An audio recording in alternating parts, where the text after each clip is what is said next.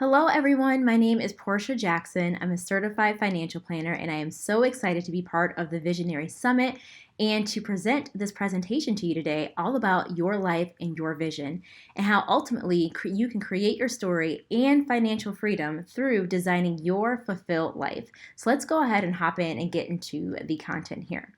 But actually, before we do that, I just want to introduce myself so you know who your instructor is for this particular session and why you can trust me with your finances and part of your vision and your future for your life. So as I mentioned, my name is Portia Jackson. I'm a certified financial planner, and part of my vision and mission for life is really freeing people from the financial stress that holds them back from living their life of fulfillment, going out and doing what they want to do, when they want to do it, making the impact they want to have, and having all the wealth that they need to do and support that along the way.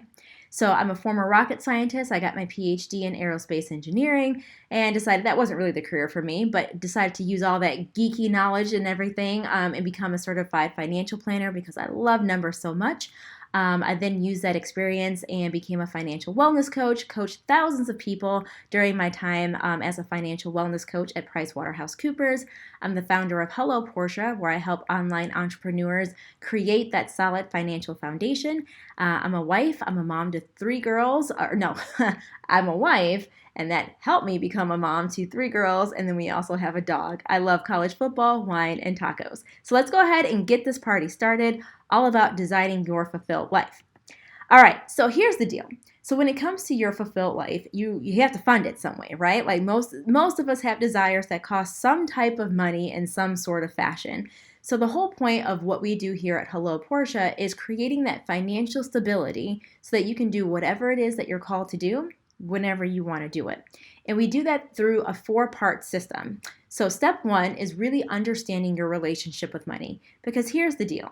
One big gripe I have about the financial industry is that they pretty much give like a one-size-fits-all type of solution. You know, make sure you're out of debt, save 15%, prepare yourself for retirement when you're super old. Right? Well, guess what? We don't all fit into that mold, right? And we all have different views of the world and how we see things. And so what we do here at Hello Portia is figure out what your money personality is through the lens of the Enneagram. So that's step 1. And if you're not sure what the Enneagram is, it's fine. Just Google it. It's another personality test. I'm obsessed with personality tests. I love them. I think it's a really great way to see how your specific personality will help you create, build, and protect your wealth. Then once we understand your money personality, we go into step number 2, which is all about defining your fulfilled life. And that's what we're really going to focus on today. But I did want to give you that 30,000 foot view so you can see how this fits in with the entire picture of truly creating that foundation for financial success. All right, so then at this point, we know your money personality, we understand what your definition of a fulfilled life is, and then step 3 is creating that solid financial foundation. And this is a step that typically involves most of the things that people associate with financial planning. Tax minimization, insurance, estate planning, cash flow, all those fun things. And then 4 is we cultivate a success mindset. So this is where we're really diving into the space between your two ears here, because really that is going to determine a lot of the success you have in your business, in building wealth, in sharing your vision, in creating your story, and all the other things that go along with being a wealthy entrepreneur. But today we're going to focus on defining your fulfilled life. And we're going to do this in 2 parts. So part 1 is going to be actually defining your fulfilled life. So what does that actually mean? How does that apply to you? What does that have to do with vision? And then in step 2, we're going to go to how can you apply your fulfilled life vision to your business message? Because really at the end of the day, your vision, while it might seem like it's just for you or your family or your spouse, your partner, your brothers, sisters, whoever, your loved ones, right? But if you're out there sharing your story with the world, which you're learning how to do in this amazing summit, it's going to impact a lot more people. And then it's going to have this ripple effect. So we're going to really zone in on what success means to you, why it's so important for you to define it for yourself, and then how you can go ahead and use that as part of your message, part of your vision, part of your story, so that you can create a brand that really stands out because it's truly authentic to who you are. So let's go ahead and get started. So with part 1, our whole goal with this is to design your ideal life so that you're not aimlessly chasing some random revenue goal. And I see this a lot when it comes to entrepreneurs and business owners. when you're first starting out, everyone's like, I want a 10K month. And it's like, well, who came up with this really random number, right? Because if you're living in the middle of America, then yeah, 10K is probably a lot of money. If you're somewhere like where I am in Southern California or in New York, 10K is not going to be that much. So my point in this is not so much the actual number, but what does it mean to you? So let's go ahead and kind of break this down so you can figure out what your number is, what you need to be achieving per month for you to live your fulfilled life. And yes, of course, this might happen in stages, and we'll talk about that in just a bit.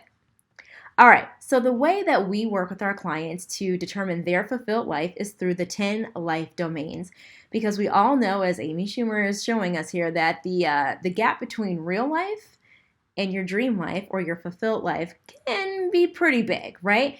So if we break life down into 10 different parts, so you have your finances or financial domain, your career, your marital, or you can substitute a relationship if you're not married. If you're single, you can cross this off, or you can put your goal if you want to be coupled up with someone on here as well. Parental, if you have kids. If you don't, just cross that one off.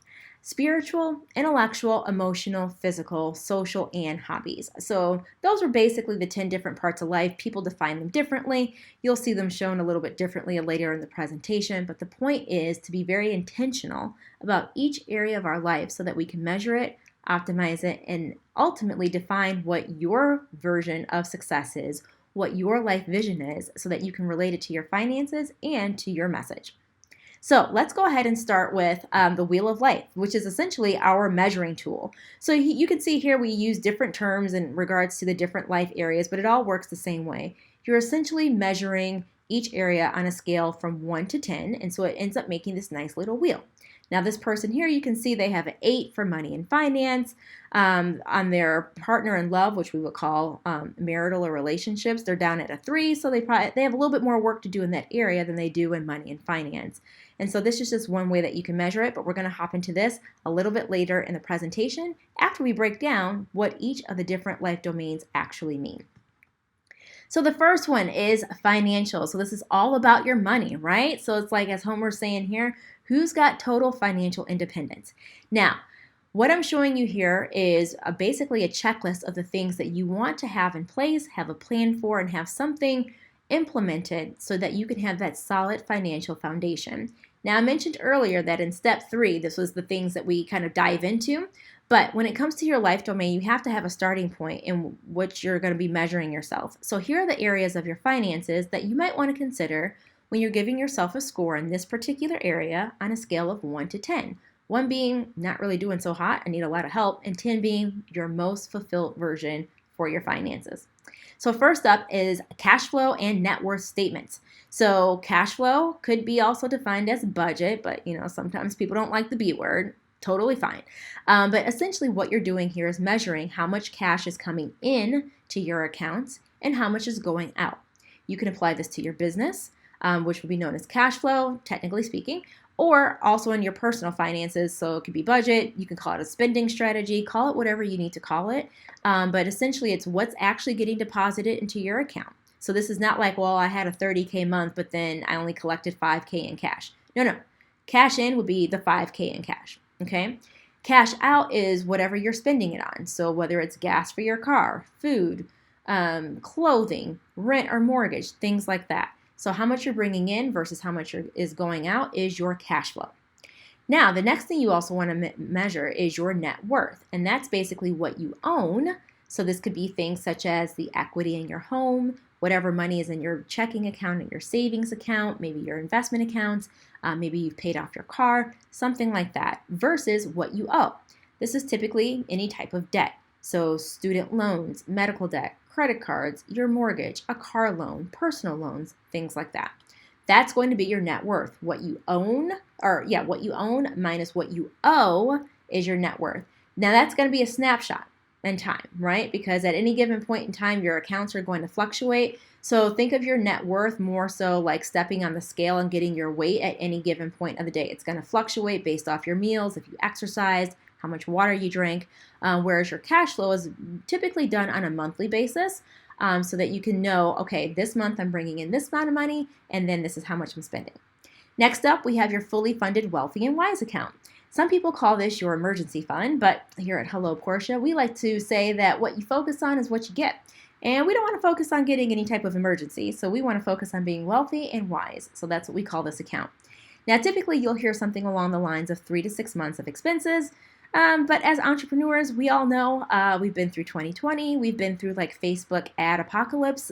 Things happen. So I like to have a bigger cushion there for 6 to 12 months.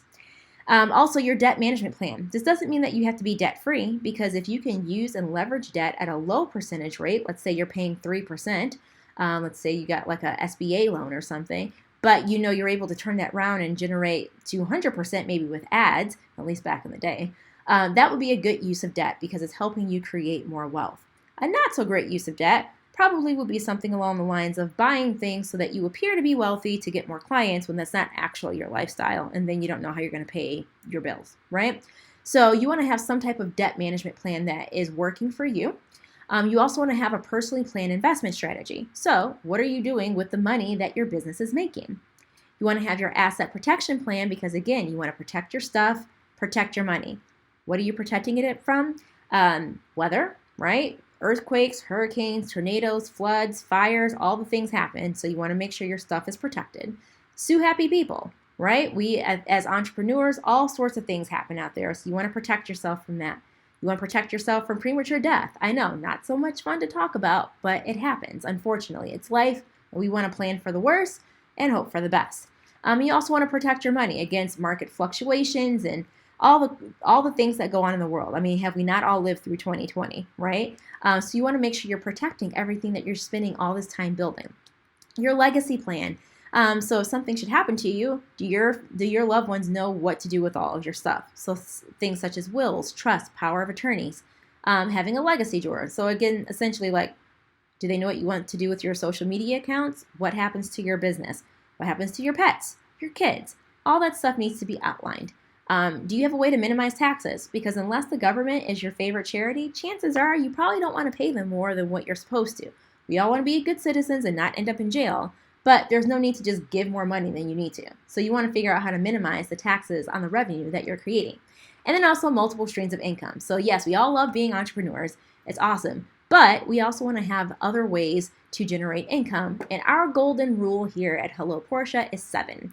7 streams of income. So if you have those set up, chances are you can weather any storm that the economy, that politics, that Mark Z can toss at us, right? So there we go. So that is how you can kind of start to measure where are you on a scale of 1 to 10 in this particular life domain, okay?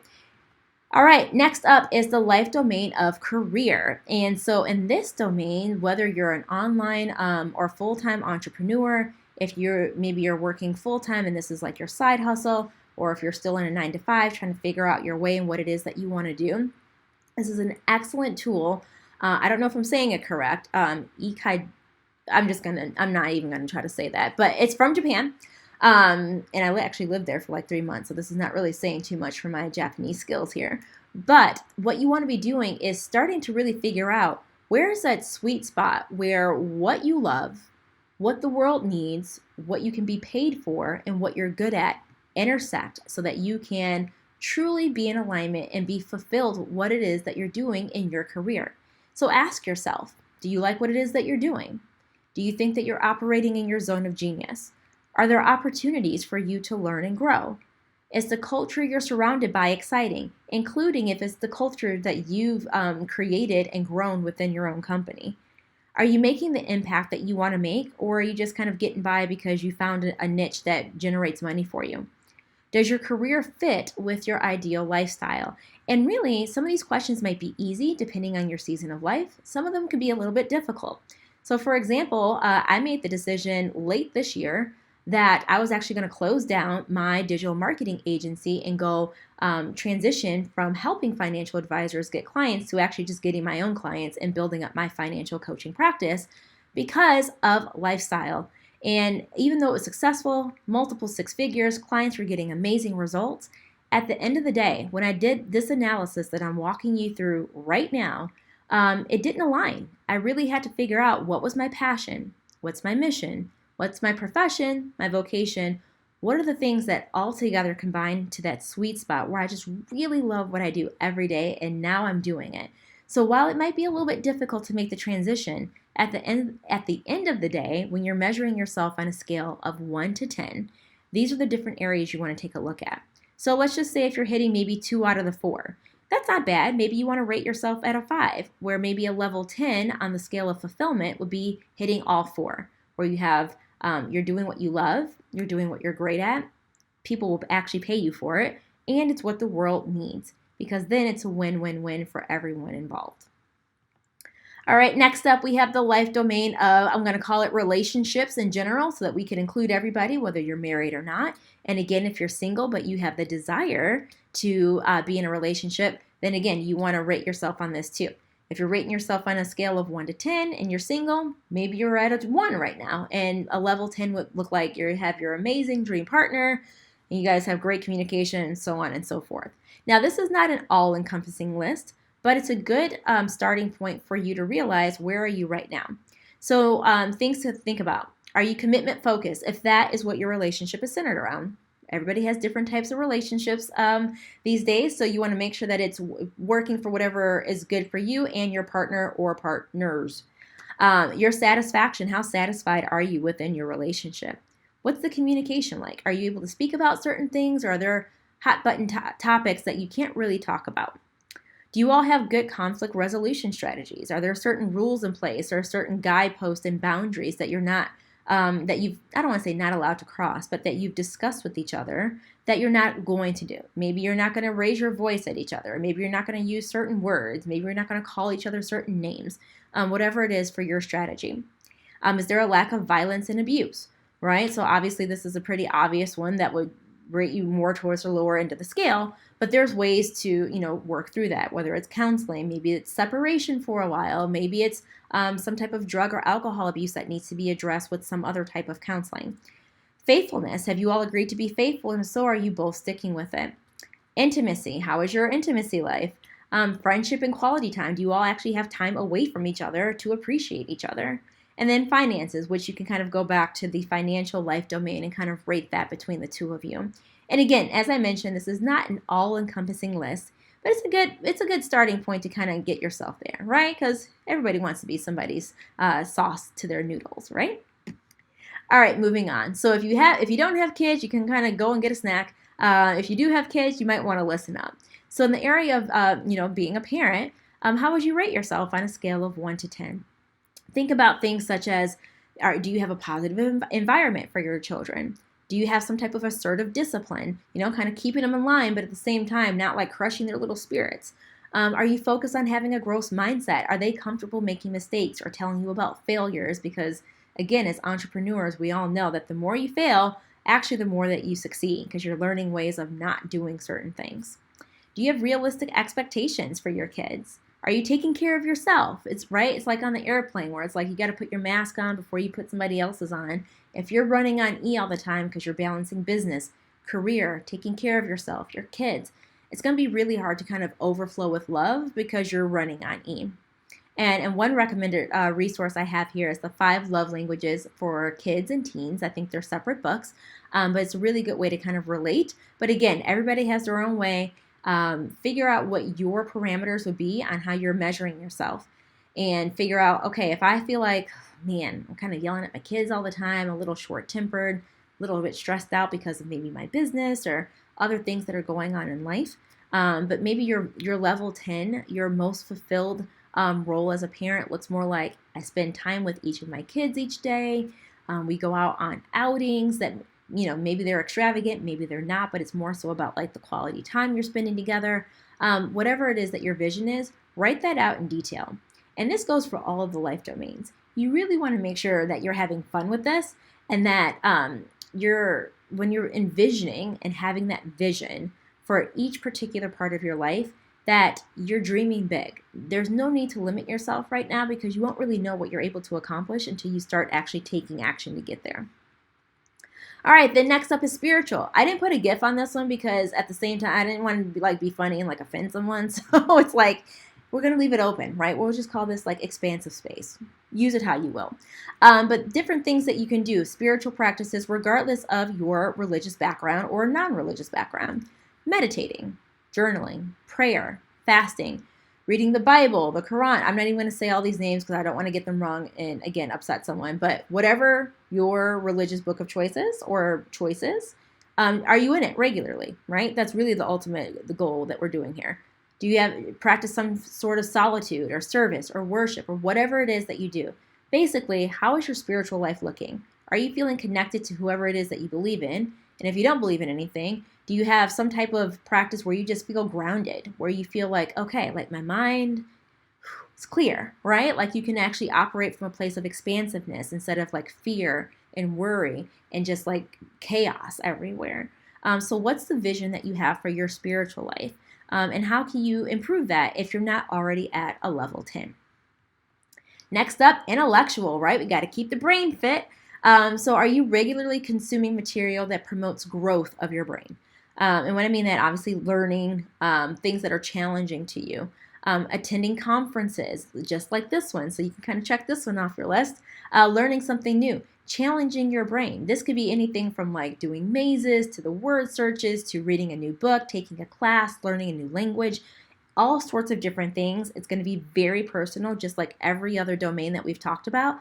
But it is important to have something where you're stretching your mind, challenging yourself, and not always just in the domain of business.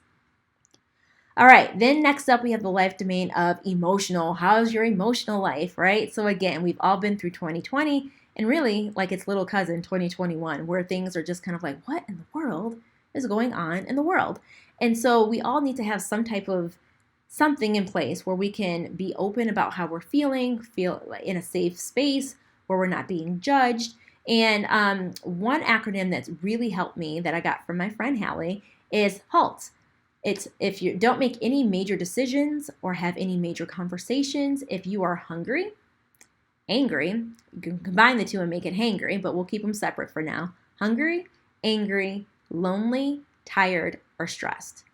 If you're in one of those 5 conditions, it might be time to just kind of take a break, take a nap, get something to eat, maybe write a letter and then throw it away, whatever it is.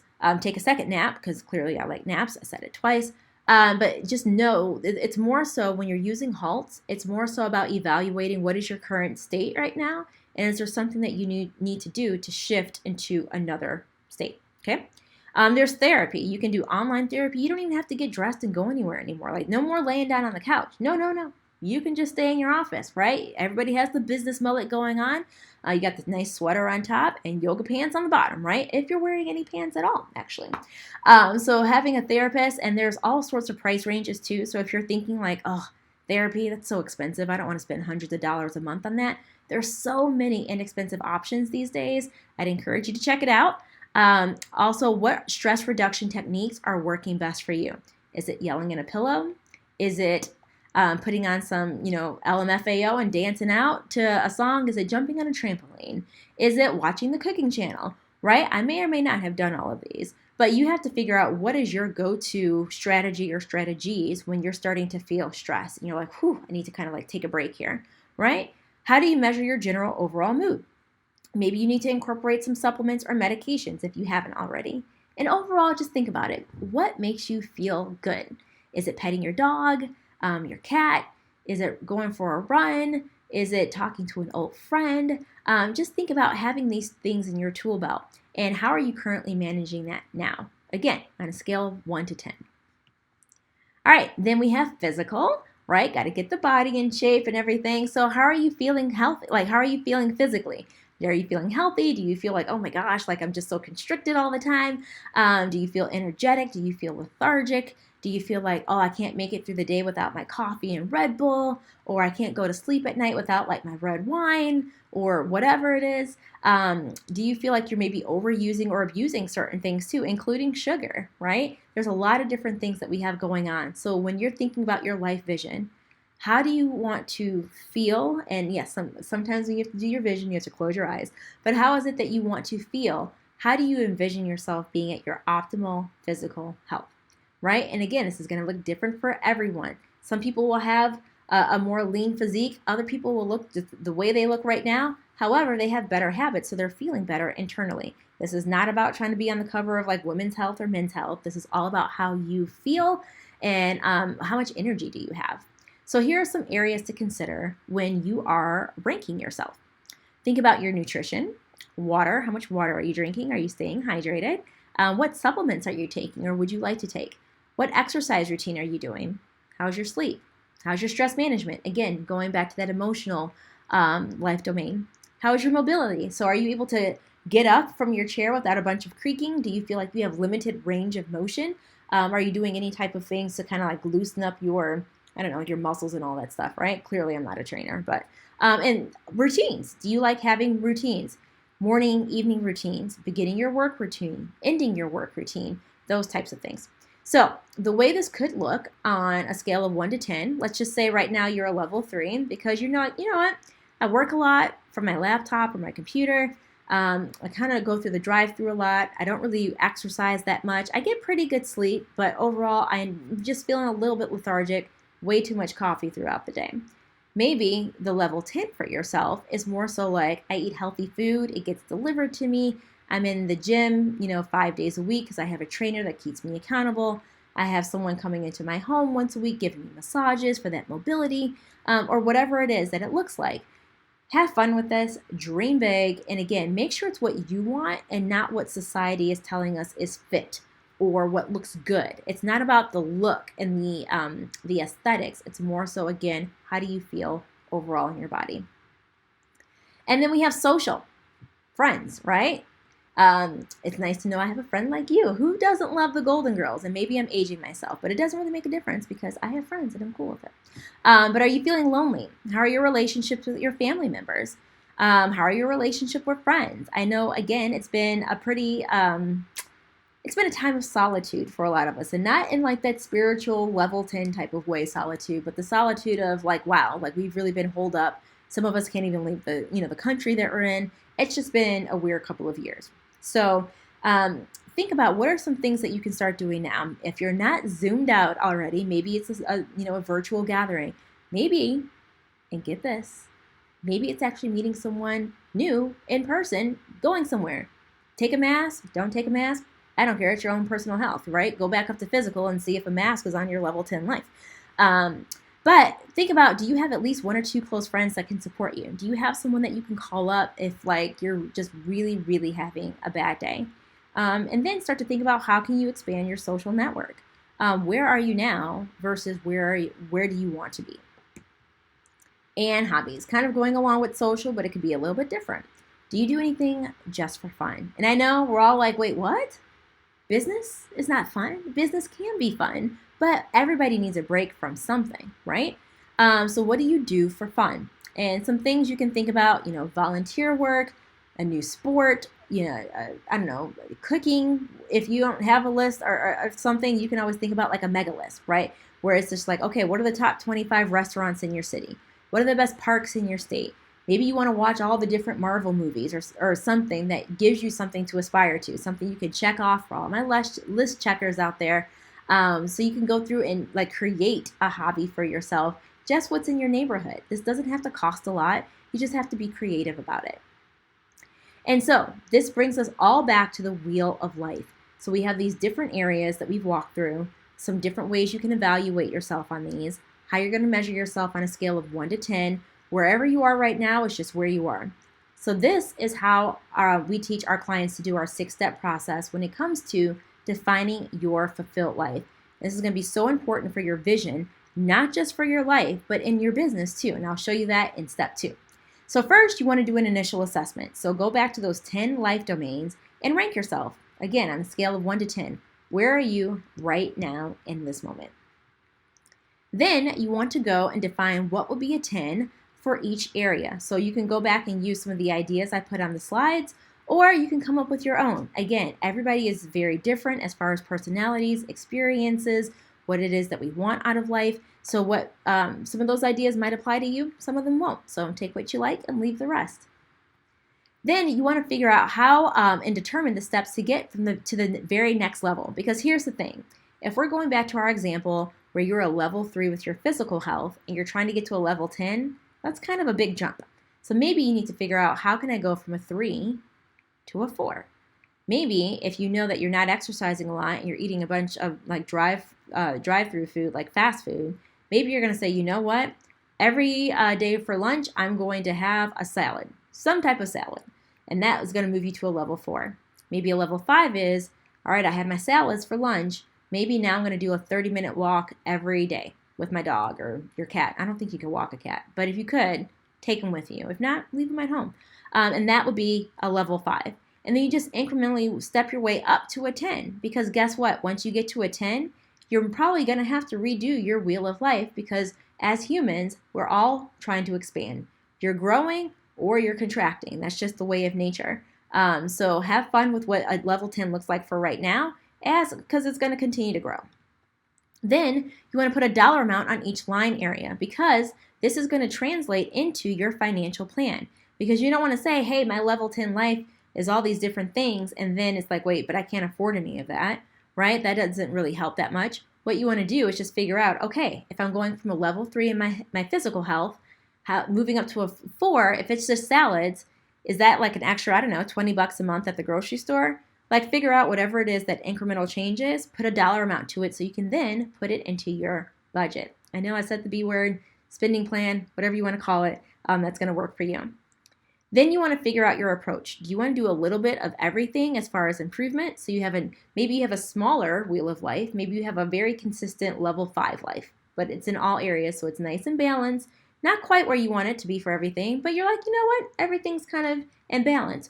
Or are you the person that's just like, nope, I need to have a level 10 in at least one area. I'm going to focus on my physical health. I'm going to focus on my finances. I'm going to focus on my marriage. I'm going to focus on my emotional health, because that's going to impact everything else. So figure out your approach, and then you're going to measure it each month. So you're going to go back to that wheel and, again, rate yourself on a scale of 1 to 10 so you can see what your growth and your progress is as you go along the way.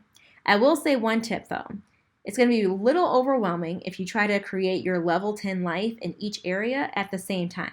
Like, we're all about vision here, right? But at the same time, you also want to enjoy your life while you're in the midst of creating your vision. So don't overwhelm yourself. Don't stress yourself out trying to get less stress in your life. All right, let's move on to part 2, which is, now that we've done all of this work, all the different life domains, all 10 of them, you've ranked yourself, you've figured out how you're going to get from where you are now to your level 10 life of your life vision. Now it's like, okay, well, let's bring this back into our business, because I'm going to show you this in just a second. Everything that you just did in part 1 is what makes you unique. So we're going to figure out how to apply your fulfilled life vision to your business message. And this is going to increase your know, like, and trust factor by allowing your audience to share in your vision. So this is what I call your signature recipe. And this also came from Laura Belgray, too. She's a really amazing copywriter. She's the founder of Talking Shrimp. And she recommends using something called like your signature recipe as well inside of your emails, because it, again, gets people to relate to you. So it's basically, what are your recurring themes? And these are going to be like your personal trademarks. So go back to everything you've listed as far as your level 10 life in each of those 10 areas, and figure out and pick out 4 to 5 of those items that make you uniquely you. So if you remember way back when I introduced myself at the beginning of this presentation, I was like, hey, I love college football, wine, and tacos. Those are some of my hobbies. I live in wine country here in Southern California. I love to go to the wineries. I love college football. I love tacos. Like, we like going to different restaurants, we being myself and my husband, trying out all the different tacos and seeing what's our favorite. Like, that's part of it. So if you're in my world, you know those things about me. It's going to help you build up that know, like, and trust factor. One of my mentors, Julie Stoyan, really loves Disney. Like, she's a Disney fanatic. She just bought a farm, so we hear all about her farm and her kids. Like, all this is interwoven, where it's not like, hey, here's one long email about my farm, but it's more so like, hey, here's how I got to this point in my business journey, and that allowed me to get this farm, which now I'm sharing pictures about animals and things like that. So think about what's your signature recipe based off part 1, where you defined your version of a fulfilled life. those are going to be the things that your audience connects with you with, so that they feel like they know you a little bit, right? So whether it's, you coach your kid's soccer team, or you really love books, or you're really into, CrossFit or kickboxing or something like that, weave those parts and try to pick them from different areas. You don't want everything to just be in one area. They probably don't need to know about like your diet, your workout, your masseuse, and all that stuff, unless maybe you're like a health coach. But you might want to spread them out just so you have a little bit of diversity in your messaging. Then you want to return to these items repeatedly throughout your content. So where are you going to include all this information from your signature recipe? Remember your 4 or 5 things, your 11 herbs and spices or whatever, like the kernel. Is it 11 or 13? I don't know. I got distracted with that one video they did on Lifetime from the guy with Saved by the Bell. But I digress. The answer is all over the place. You want to put those in your emails, your Facebook or Instagram lives, webinars, TikTok, podcasts, YouTube, blogs, everywhere, anywhere, everywhere, okay? Because again, that's going to be your common thread that ties all of this together, and that takes you from being just a web designer to the web designer people relate to. That takes you from just another ads manager to like, oh, this she gets me because she also, I don't know, has MS or something. It doesn't really make a difference, but it's like so people can relate to you. Then when you're talking about this stuff, you don't want to just randomly just throw in, oh yeah, I love tacos, right? Like you want to have some type of story around it. And so this is all around creating a story arc. And if you're a copywriter, you've probably heard this many a times. It's how you tell a compelling story. So it's 7 parts. So you basically have the setup. There's some type of incident that's like, oh, whoa, wait, now something's going on here, right? You have the rising action. You have the climax of your film. Then they either succeed or fail. There's some falling action and their resolution. But let's take a look at this through The Lion King, right? So the setup from The Lion King is we learn about the Pride Lands. We have all, it's just so great to be, or we just can't wait to be king. All these different things, setting it up. But then there's the inciting incident. Mufasa dies, and now Simba blames himself. The rising action is when Rafiki reminds Simba of who he really is, way out in the jungle. The climax is when Simba and Scar fight because it's like who's going to actually really take control. The success is that Simba wins. The falling action, so we're now kind of coming down from like the top of the story arc here, right? So literally think of like an arc, like if you live in St. Louis, like the arch, right? Simba claims the throne in the rain and is recognized as the true king by all of the lions. And the resolution is that Simba and Nala have a baby and they restore the circle of life. Elton John sings, we're all excited. Right? So think about this kind of arc when you're telling stories so that when you're tying in your signature recipe from part 1, from your life vision, into your business message, that 1, it's interesting, and 2, people can continue to relate to you. So we've gone through part 1, how to define your fulfilled life, part 2, how you can apply your fulfilled life vision to your business message. So here's your next step, because I know we went through a lot of information today. So I want you to pick one thing that you can do within the next 48 hours to become more intentional about bringing more fulfillment to your life and ultimately more connection with your audience. So here are a few ideas. You can determine your initial life score. So going back to that wheel of life, where are you right now in this moment? Then you can pick one or more of the life domains and outline what fulfillment looks like for you in that particular area. So again, you can go as far out as your level 10 life and then kind of scale it back to maybe just go one level up from where you are now. You can define the 4 to 5 parts of your signature recipe that you're going to weave in and out of your message, in your business message. You can outline one story about one part of your signature recipe using that story arc framework. And if you'd like to learn more about building your finances, you can join our Personal Finance Success for Entrepreneurs group, and you can find that at helloportia.com/group. And if you'd like to learn more about your individual money personality, I have a free PDF for you as well, and that's at helloportia.com/superpower. So it's been amazing speaking with you, walking you through how you can design your fulfilled life so you can bring that and incorporate that into your business message. I hope this helps you cast an amazing vision for your life, an amazing vision for your business, and that you can connect with your audience so they get to know, like, and trust you more. Take care.